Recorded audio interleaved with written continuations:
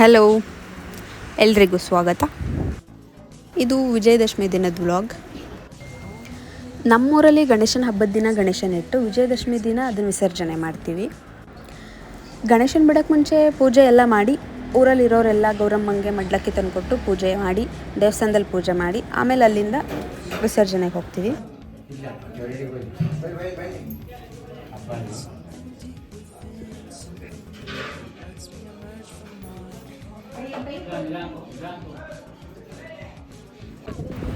ಮೊದಲು ಇದು ನಮ್ಮ ಅಜ್ಜಿ ಮನೆ, ಅಂದರೆ ನಮ್ಮ ಅಮ್ಮನ ತವ್ರ ಮನೆ. ಆದರೆ ಇವಾಗ ಇದೇ ನಮ್ಮ ಮನೆ, ಅಂದರೆ ನಮ್ಮೂರು. ನಮ್ಮೂರಿಗೆ ಸೇರಿದ ಒಂದು ಕೆರೆ ಮತ್ತು ಬಾವಿ ಇದೆ. ಕೆರೆಯಲ್ಲಿ ನೀರು ಜಾಸ್ತಿ ಇರಲ್ಲ, ಯಾವಾಗಲೂ ಮಳೆ ತುಂಬ ಕಡಿಮೆ ಅಲ್ವಾ, ಹಾಗಾಗಿ ಬಾವಿಯಲ್ಲಿ ಗಣೇಶನ ಬಿಡ್ತೀವಿ.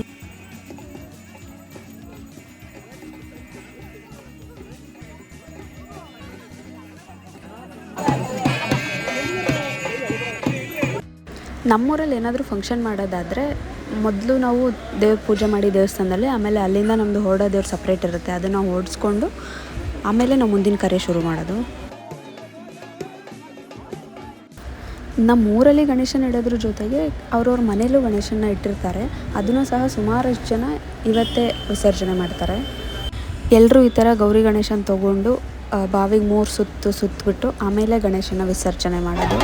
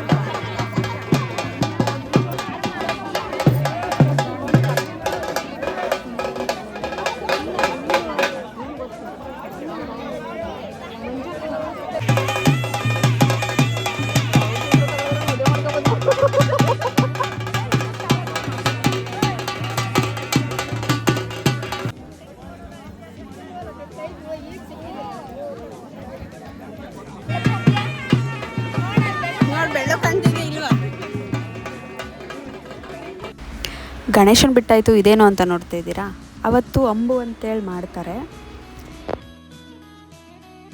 ಅಲ್ಲೇ ಕೆರೆ ಒಳಗೆ ನಮ್ಮ ದೇವರು ಒಂದು ಜಾಗನ ಮಾರ್ಕ್ ಮಾಡಿಕೊಡುತ್ತೆ. ಅದಾದಮೇಲೆ ನಾವು ಗಣೇಶನ ಬಿಟ್ಟವಲ್ಲ, ಅಲ್ಲೊಂದು ಬನ್ನಿ ಮರ ಇದೆ.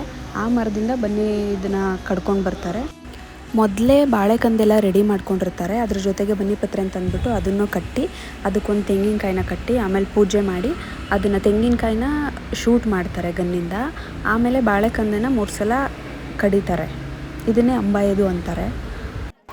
ಈಗ ಜನ ಎಲ್ಲ ಕೂತಿರೋ ಹತ್ರ ಒಂದು ದೊಡ್ಡ ಮರ ಇತ್ತು. ಆ ಮರದ ಹೆಸರು ನೆನಪಿಲ್ಲ ನನಗೆ, ಬಟ್ ಸಿಕ್ಕಾಪಟ್ಟೆ ದೊಡ್ಡ ಮರ ಇತ್ತು. ಸಿಕ್ಕಾಪಟ್ಟೆ ನೆರಳು ಬರ್ತಿತ್ತು. ಈ ಸಲ ಸಿಕ್ಕಾಪಟ್ಟೆ ಬಿಸಿಲು, ಕುತ್ಕೊಳ್ಳೋಕ್ಕೆ ಆಗ್ತಿರಲಿಲ್ಲ. ದೇವ್ರ ಕಾರ್ಯ ಅಲ್ವಾ, ಎಲ್ಲರೂ ಕುತ್ಕೋತೀವಿ ಆರಾಮಾಗಿ. ಅದ್ರ ಜೊತೆಗೆ ಈ ದೇವ್ರ ಪ್ರಸಾದ, ಅದರಲ್ಲೂ ಈ ಕಡಲೆಕಾಳಂತೂ ಎಲ್ಲರೂ ಯಾವತ್ತೂ ತಿಂದೇ ಇಲ್ವೇನೋ ಅನ್ನೋ ಥರ ಕಾಯ್ತಾ ಇರ್ತೀವಿ. ಎಲ್ಲರೂ ಯಾಕೆ ಕವರೇ ಇಟ್ಕೊಂಡಿದ್ದಾರೆ ಅಂತ ಅಂದ್ಕೋಬೇಡಿ. ಪ್ಲೇಟ್ಸ್ ಖಾಲಿಯಾಗಿತ್ತು ಮತ್ತು ಬಿಸಿ ಇರುತ್ತೆ ಅದು ಸಿಕ್ಕಾಪಟ್ಟೆ, ಕೈಯಲ್ಲಿ ಹಿಡ್ಕೊಳಕ್ಕಾಗಲ್ಲ ಅಂತ ಎಲ್ಲರೂ ಕವರ್ ತಂದಿರ್ತೀವಿ.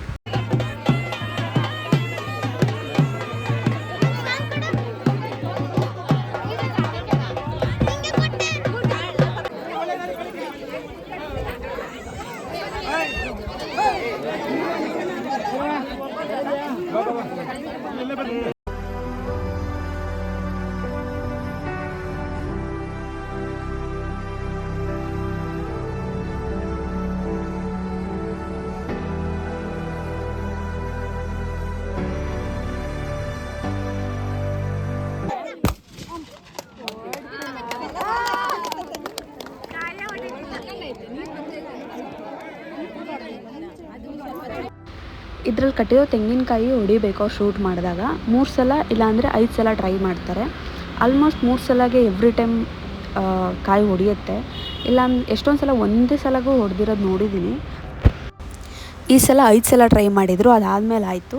ಅಕಸ್ಮಾತ್ ಹೊಡಿಲಿಲ್ಲ ಅಂತಂದರೆ ಏನು ಮಾಡ್ತಾರೆ ಅನ್ನೋ ಐಡಿಯಾ ನನಗೂ ಇಲ್ಲ, ನನಗೂ ಗೊತ್ತಿಲ್ಲ ಅದ್ರ ಬಗ್ಗೆ ಏನು. ಮೊದಲು ಶೂಟ್ ಮಾಡ್ತಾರೆ ಕಾಯಿನ, ಅದಾದಮೇಲೆ ಕತ್ತಿಯಿಂದ ಬಾಳೆಕಂದನ್ನು ಕಡಿತಾರೆ.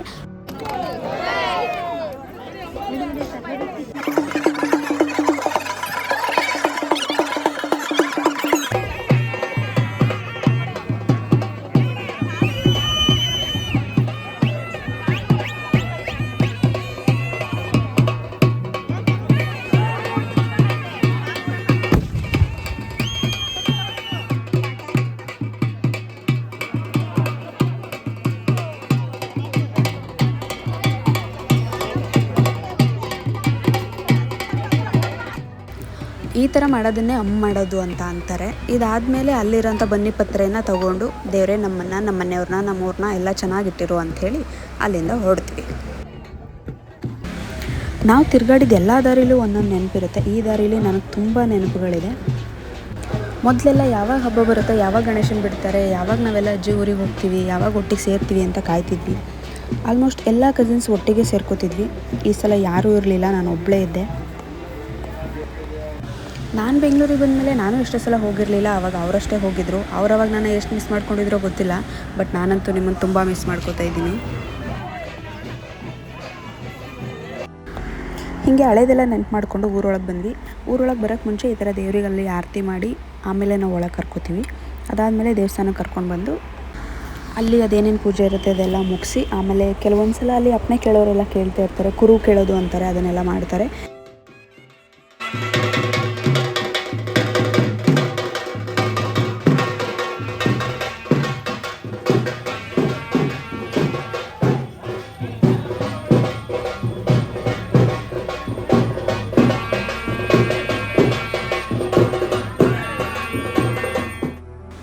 ಅಂತೂ ಎಲ್ಲ ಮುಗಿಸ್ಕೊಂಡು ಬೆಂಗಳೂರಿಗೆ ಹೊರಟೆ.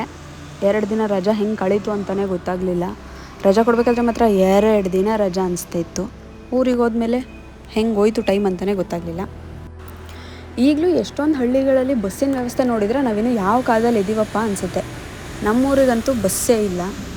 ವಾಪಸ್ ಬರೋಕ್ಕಂತೂ ಸಿಕ್ಕಾಪಟ್ಟೆ ಕಷ್ಟ. ನನಗಂತೂ ಅವತ್ತು ಕಾದು ಸಾಕಾಗಿ ಅಲ್ಲೇ ಉಳ್ಕೊಳ್ಳೋ ಪರಿಸ್ಥಿತಿ ಬಂದಿತ್ತು ಎಂಡಿಗೆ. ಮಾರ್ನಿಂಗ್ ಟೈಮೇ ಬಸ್ಸಿಲ್ಲ, ಇನ್ನು ಅರ್ಲಿ ಮಾರ್ನಿಂಗಲ್ಲಿ ಎಲ್ಲಿ ಬಸ್ ಸಿಗಬೇಕು. ಅದಕ್ಕೆ ರಾತ್ರಿನೇ ಬಂದು ಸಿಟಿಲಿರೋ ನಮ್ಮ ಅಕ್ಕನ ಮನೇಲಿ ಉಳ್ಕೊಂಡಿದ್ದೆ.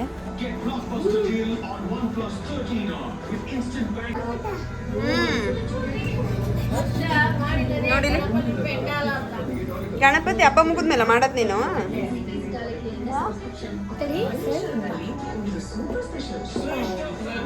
ಅದೇನದು ಗಣೇಶ ಪಂಡಲ್. ಓ ಬರ್ದಿರೋದು ಬೇರೆ, ನೀನೇ ಬರ್ದಿರೋದಾ?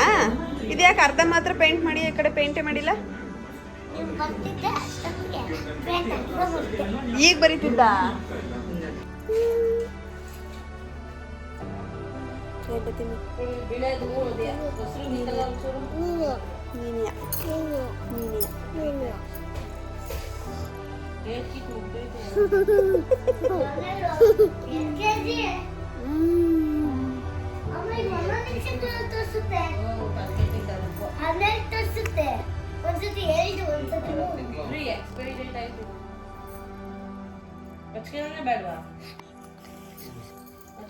ಏನ್ ತೆಗಿಯನ ಬೇಡವಾ? ನಂಗೆ ಗೊತ್ತಾಯ್ತು ಯಾಕೆ ಅಂತ.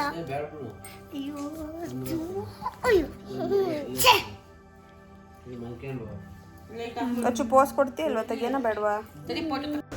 ಈ ಜನ ಈ ರಶ್ ಎಲ್ಲ ನೋಡಿದ್ರು ಒಂದೊಂದ್ಸಲ ಹಬ್ಬದ ಟೈಮಲ್ಲಿ ಊರಿಗೆ ಹೋಗೋದೇ ಬೇಡ ಅನಿಸುತ್ತೆ, ಅಷ್ಟು ರಶ್ ಇರುತ್ತೆ. ನಾನು ಟ್ರೈನ್ ಬುಕ್ ಮಾಡ್ಕೊಂಡಿದ್ದೆ, ಸೊ ಈಸಿಯಾಗಿ ಬಂದೆ. ಇಷ್ಟೇ ಇವತ್ತಿನ ವಿಡಿಯೋ.